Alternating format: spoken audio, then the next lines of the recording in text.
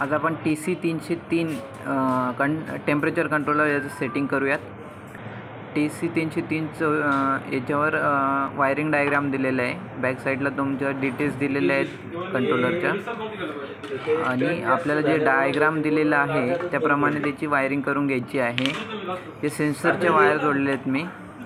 एका बाजूला line neutral दिलेली आहे 230 व्होल्टेज, हा सप्लाय दिलेला आहे सिंगल फेज, आणि हा लोडची वायर आहे। एक आपण त्याला एक कॉमन दिलेली आहे जी लाईनवरून घेतलेली ती, आणि एक एनो घेतलेला आहे जो रिले आपण याच्यासाठी लोडसाठी यूज करतो आहे। म्हणजे ॲक्च्युली मी एक लॅम्प लावलेला आहे, तो त्याच्यावर ऑपरेट करून बघूयात। ओके, आता आपण डाऊन ॲरो जो आहे तो 3 सेकंदापर्यंत दाबायचा आहे, म्हणजे आपण त्याची सेटिंग करून घेऊयात। इनपुट आपण RTD ठेवलेला आहे। आपल्याकडे जो सेन्सर असेल तो आपण इथे चूज करू शकता, जसे की J type, K type, S type.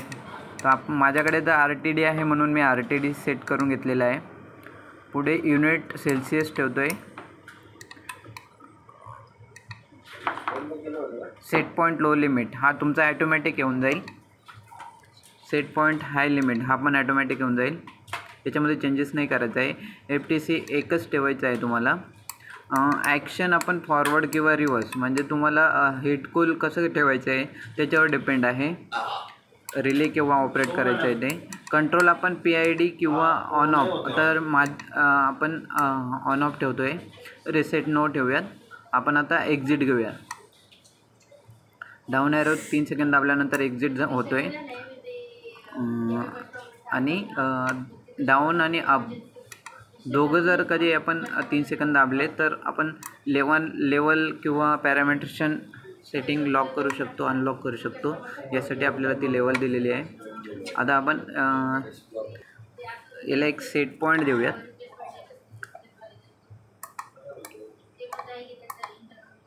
Square button आणि डाऊन बटन आपण दाबल्यानंतर आपण आता 35 सेट पॉईंट ठेवलेला आहे। 35 सेट पॉईंटला गेल्यानंतर आपण जो लॅम्प लावलेला आहे तो लॅम्प आपला ऑन झाला पाहिजे। आता आपण सेन्सर थोडंसं हीट करूयात। ओके, आता सेन्सर हीट होतं आहे।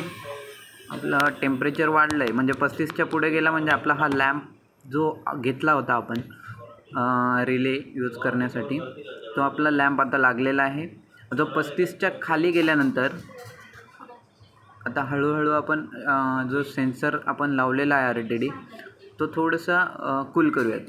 कूल केल्यानंतर म्हणजे तो 35 आपला सेट पॉईंटच्या खाली आल्यानंतर हा लॅम्प आपला बंद झाला पाहिजे। याप्रमाणे आपण TC303 याचं सेटिंग करू शकतो। हा एक टेम्परेचर कंट्रोलर आहे।